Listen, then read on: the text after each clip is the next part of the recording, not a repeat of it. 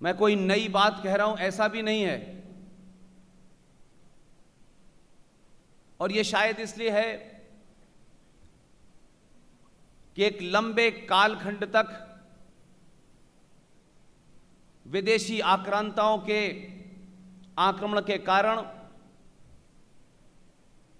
आप अपनी पहचान को भूल गए हैं।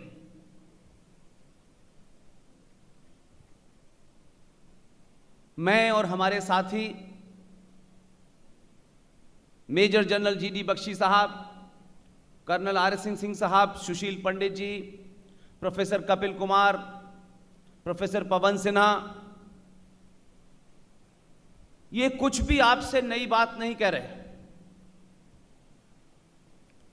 लेकिन देश को लग रहा है कि कुछ हम नई बात बता रहे हैं आपको। इस 700-800 साल में आपके मन मस्तिष्क के अंदर एक ऐसा डर बिठा दिया गया है कि आज आप अपनी पहचान को जब पहचानने लगे हैं तो दुनिया डरने लगी है।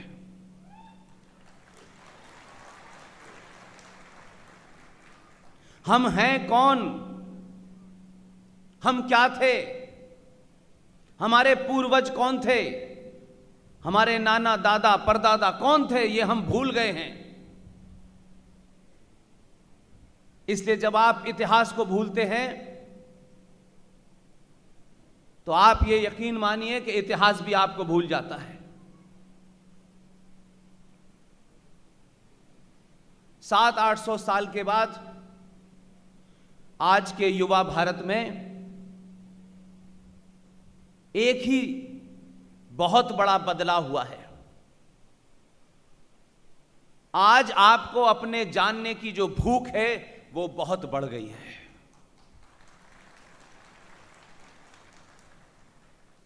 और ये बात सच है कि गुजरात, महाराष्ट्र, मध्य प्रदेश, इसमें 2 राज्य ऐसे हैं जहां भी लोग जाते हैं वो सुनते हैं, और राज्यों में भी लोग सुनते हैं, लेकिन कोई ऐसा मौका मैं नहीं छोड़ता कि गुजरात के लोग बुलाएं। कई बार ऐसा भी हुआ है कि मैं शहर में पहुंचने के बाद मुझे पता चला कि यह शहर गुजरात में है और ऐसा भी कोई जिला है।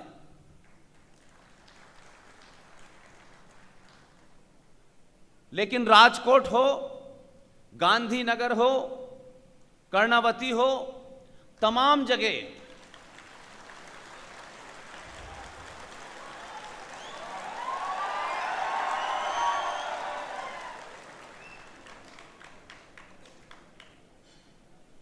एक बात खास है, और ऐसा नहीं कि गुजरात आने के बाद मुझे आपके सामने ये बात इसलिए कहता हूं कि आप शायद खुश हों। मैं बिहार भी गया, उत्तर प्रदेश में भी गया, लोग आपसे के बारे में पूछते हैं, पुष्पेन जी आप उत्तर प्रदेश के रहने वाले हैं, अलीगढ़ मुस्लिम विश्वविद्यालय में आप पैदा हुए, लेकिन क्या वजह है कि आप देश के किसी भी कोने में जाते हैं गुजरातियों का जिक्र जरूर करते हैं।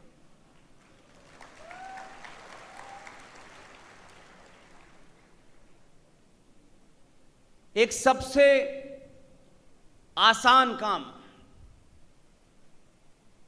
जो हम सब ने एक लंबे समय के कारण, एक हीन भावना के शिकार होने के कारण, इंफीरियरिटी कॉम्प्लेक्स के कारण, एहसास कमतरी के कारण आज हम किसी की तारीफ करते में भी बड़े कंजूस हैं।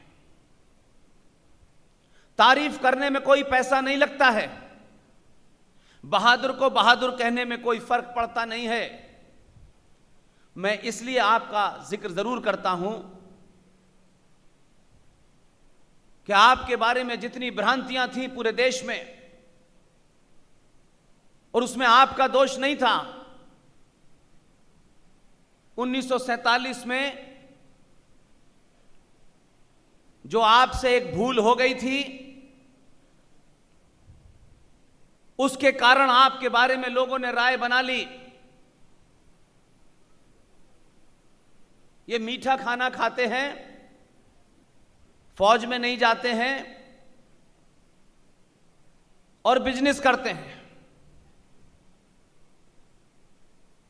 इसलिए मैंने कहा कि आप तारीफ करें तो भी, और किसी के बारे में कुछ ऐसी बात भी करें जिससे उसे चोट लगे, दोनों का पूरा जवाब देना आना चाहिए और यह गुजरात से सीखना चाहिए।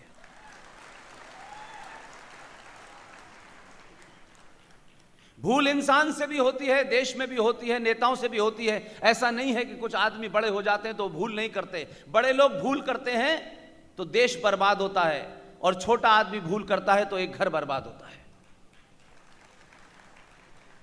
लेकिन महान और बड़ा उसे कहते हैं जो उस भूल का प्रायश्चित भी कर ले।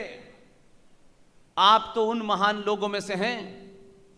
भले ही आपकी पहचान गुजराती की है, भले ही 1947 के कारण दुनिया में गुजरात के बारे में लोगों ने कोई राय बनाई होगी, क्योंकि आपने कोई गलती की होगी और आपने उसका प्रायश्चित जब किया तो आपने प्रायश्चित भी किया, और उसके बाद में फिर 2 ऐसे भेजे कि दुनिया में आपके बारे में राय बदल गई।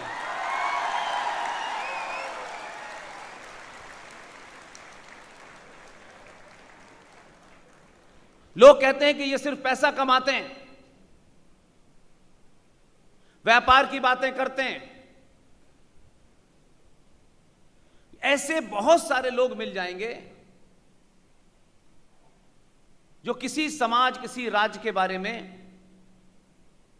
अपने इन्फीरियरिटी कॉम्प्लेक्स का सार्वजनिक मुजाहरा करते हैं। वो ये नहीं बताते कि गुजराती अगर पैसा नहीं कमाते तो राफेल बातों से नहीं आता।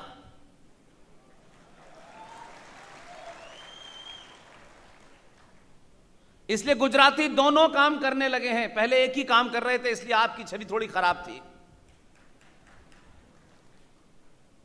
और उस विषय को मैं आज आपके सामने तथ्यों से रात रखूंगा, क्योंकि जब भी मैं गुजरात आता हूं तो गुजरात का एक सपूत है जिसके बारे में हमने बड़े गाने सुने हैं।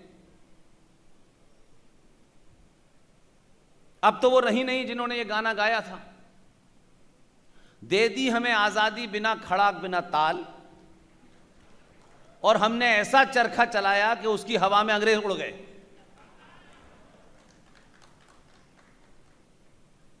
इसलिए मैं मानता हूं कि जब भी गुजरात की धरती पर इस देश के एक,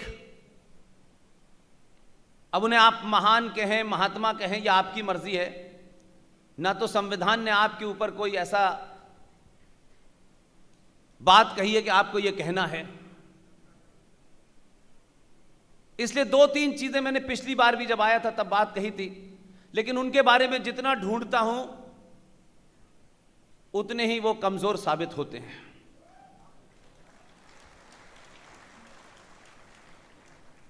उनकी उम्र के कारण, क्योंकि भारतीय और सनातनी परंपरा में उम्र से जो बड़ा होता है उसका सम्मान करना चाहिए, भले ही वो भीख मांगने वाला फकीर क्यों ना हो। इसलिए जो उम्र से बड़े हैं उनका सम्मान होना चाहिए, लेकिन सम्मान के साथ साथ यह भी ध्यान रखना चाहिए कि अगर उन्होंने राष्ट्र को नुकसान पहुंचाया है तो सार्वजनिक मंचों से उनके ऊपर टीका टिप्पणी भी होनी चाहिए। इसलिए मैं महात्मा गांधी को, वो एक लीडर थे, यहां तक ठीक है, लेकिन हमारी परंपरा में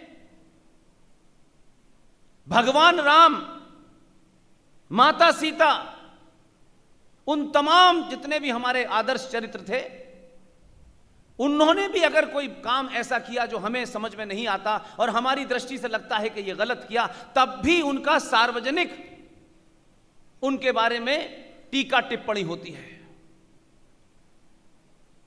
लेकिन यह एक अद्भुत समाज है। 700-800 साल से आप पहले इस्लामिक आक्रांताओं के गुलाम रहे, फिर टाई लगाकर ईसाई आए, उनके गुलाम रहे,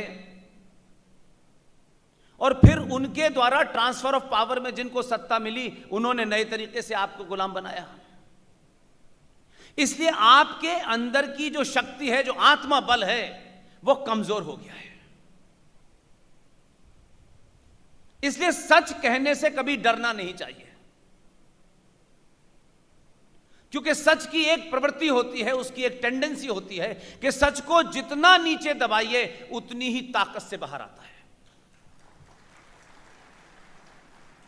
यह जरूर होता है कि एक समय लग जाता है तो लोग कहते हैं शायद यह झूठी चलता रहेगा।